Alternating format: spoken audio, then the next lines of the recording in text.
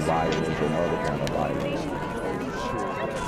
Get away! I could be at work, at school, in my car, I can still get shot by the police, but I can get shot anywhere. So it is what it is.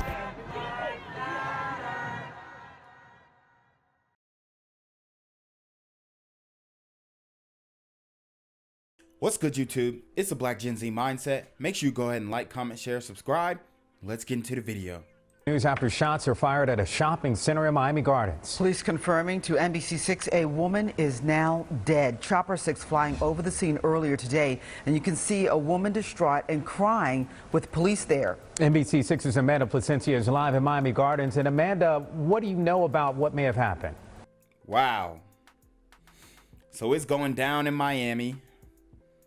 We got this sister broken, distraught, having to be consoled because in an instance, her loved one ran into a super gremlin on demon time. Well, Juwan, what we know right now is that this shooting happened outside of a busy shopping plaza, leaving business owners and customers terrified, and police confirming that one woman was killed in this incident. And let me show you what's happening now. The medical examiner just arrived here on scene. We've also seen crime scene investigators blocking off this area as they continue to collect evidence and interview witnesses in the area. This shooting happened in the middle of the day around 12:30 this afternoon. Midday, broad daylight, the brazenness, the apathy. I'm telling you, these super gremlins, they just don't care. This is along Northwest 27th Avenue and 173rd Terrace in Miami Gardens. We saw a body covered with a tarp on the ground of the second floor hallway in this shopping plaza. Another woman was also distraught as she was collapsed on the ground in grief. We've seen loved ones understandably in anguish over this fatal shooting. And we don't know which business this happened in front of or whether it was a customer or an employee who was killed. We're waiting on police for that information, but the person's name has not been released. We also saw that Miami-Dade Fire Rescue was temporarily on the scene, but as we know, that one woman was deceased. We got that confirmed from Miami Gardens police. Now, the motive behind this, why this all happened, that's a mystery, so police need your help. If you have any information that can help them in this case, you can call them by calling Crime Stoppers at 305-471-TIPS. Live in Miami Gardens, Amanda Placencia, NBC6 News. We are learning some disturbing new details, though, about a story you saw first on 10. Fort Lauderdale police making it. Woo, they tore his behind up. Super gremlins did a number on that man. Gashed him straight in the head. Jeez. An arrest after a man says he was savagely attacked for his sexual orientation. That victim was walking his dog when he says a stranger just came up to him, punched him in the face, and fractured his face. And now we're learning that suspect has a very long and violent criminal history. Look what's. Oh, really? You don't say. I'm telling you guys time and time after again, they're letting these super gremlins out. It is what it is. The cat's out of the bag. It's no mystery. And you have to be very vigilant on the street because you never know. You never know who got their eye on you. Christina Vasquez, live with more on his lengthy rap sheet. Christina. And that actually came up this morning during a bond court appearance. That's also where we learn a little bit more about how prosecutors are reviewing this case. I can tell you that at this hour, they have not made an announcement just yet about whether they intend to file a hate crime enhancement. Sir, you're charging count 1 with felony battery. So I want you guys to pay attention to that. They're debating whether they should try or whether they should file a hate crime enhancement. Okay. They're debating whether they should file a hate crime enhancement. And I'm telling you guys, a lot of the times these super gremlins are the ones committing these hate crimes, especially against Asian Americans. But we are told that it's white supremacist and all this other stuff. But in all actuality, when you really look at it, a lot of these people are just, they're not getting hit with the hate crime label, even though it pretty much sums up to being a hate crime. Odysse Antoine Charles, the man Fort Lauderdale police say they booked on a charge of aggravated battery, appearing before a bond court judge this morning. Your Honor, first, I'm very concerned about the level of violence alleged in this case. Blood coming out of my nose. My phone was covered in blood. I couldn't call 911. My fingers kept slipping. The victim in this case, James Garcia, I hear a man screaming and talking loud to himself. sharing the bloody evidence of Sunday's incident in the 2700 block of North Ocean Boulevard. 10 stitches, 2 fractures. That Garcia says unfolded while he was walking his dog. Then I turned around to head back to my building, and that's when he approached me.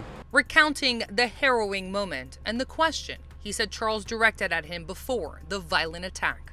Asked me if I was gay, and then he punched me really hard.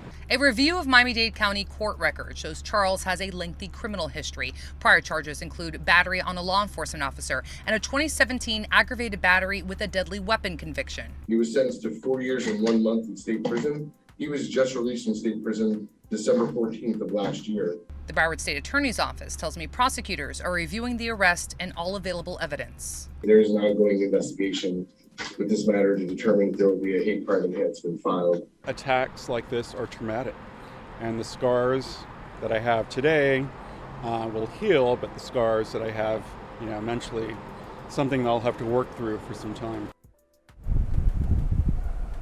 And the judge did set his bond for $15,000. She also said that Charles can have no contact with the victim and should not return to that incident location. Reporting live for you from Fort Lauderdale, Christina Vasquez, Local 10 News.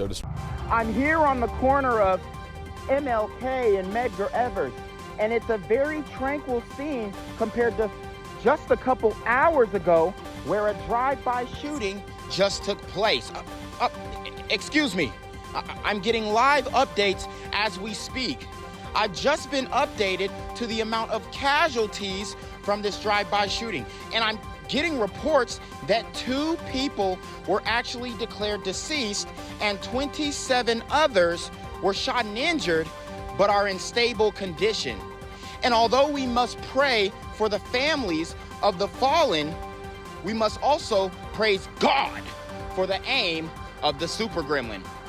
If you want to know more about the victims of this crime, make sure you add BGZM News 17 on Patreon at www.patreon.com/blackgenzmindset.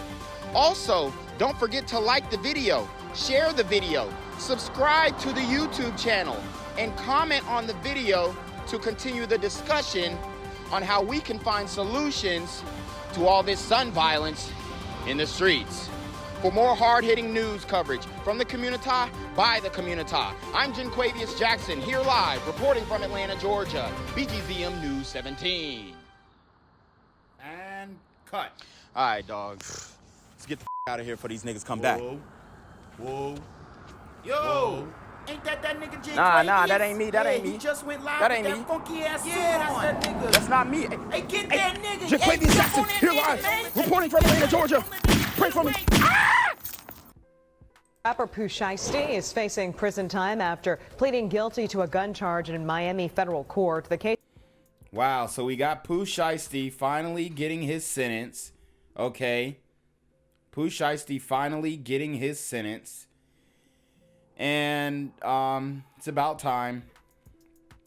He got in trouble I think last year, 2020 or late 2020, early 2021, for shooting a security guard in the buttocks in the club. Very foolish move, very super gremlin move.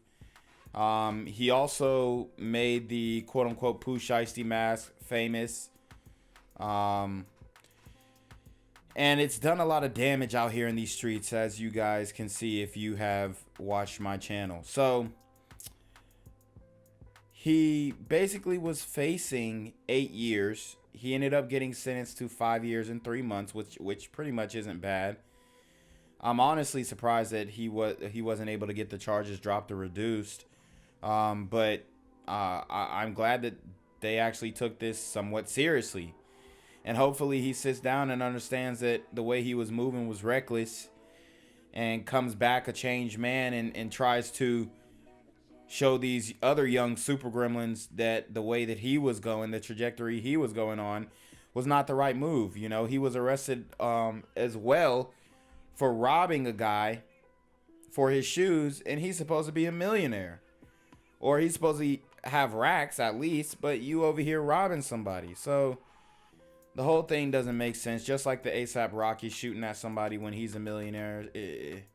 The community is all bad. Case against Lontrell Williams Jr. stems from 3 shootings during the past 2 years, 2 of them happening right here in South Florida. In October of 2020, prosecutors say that Williams and another man shot 2 men after arranging to buy marijuana and high-end sneakers from them. Then in May of last year, Williams was accused of shooting a security guard at the leg. So he shot 2 people and gets 5 years. Not bad, honestly. This is your racist criminal justice system. They handing out cakewalks. In the leg, rather, at a Miami strip club. Now, prosecutors say he could get up to 20 years in prison, but attorneys from both sides are reportedly seeking a shorter sentence to roughly 8 years in prison instead. Gang violence and other kind of violence. Guess what? I could be at work, at school, in my car, and I can still get shot by the police. I can get shot anywhere. So it is what it is.